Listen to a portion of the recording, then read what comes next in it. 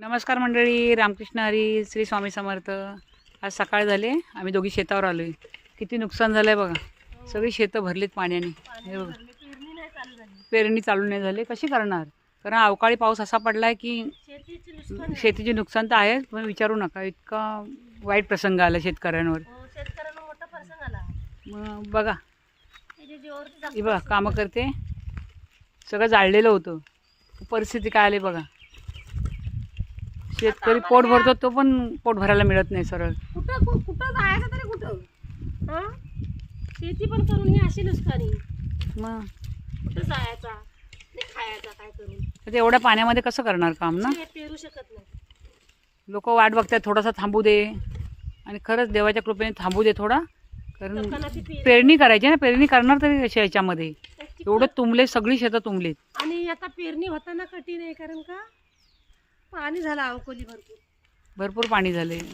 शेतकऱ्यांचं नुकसान तर आहेच, काय करायचं, विलाज नाही. पूर्ण शेतं भरली, जेवढी शेतं आमची आहेत ना तेवढी सगळी भरली. हे माझं नाही शेत आहे, हे चंद्राचं शेत आहे, पण पूर्ण भरलं. इथे आम्ही आलो आहे नाचणीसाठी. नाचणी करायची यावर्षी, इथे करायची, त्यामुळे आलो आहे. बघितलं, पूर्ण शेत पाण्याने भरलेली आहेत बघा कशी.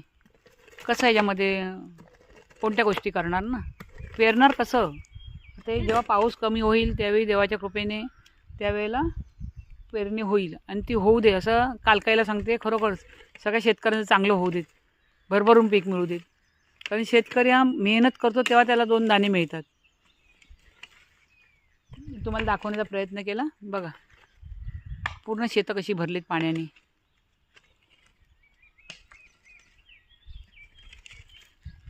ही बिचारी पण किती रात्रंदिवस मेहनत करते बघा.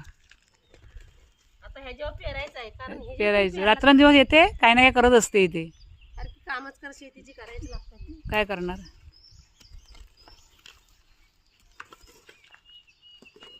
हा छोटासा ब्लॉग केला आहे, कसा वाटला कमेंट करून नक्की सांगा. आणि आम्हाला सहकार्य करा.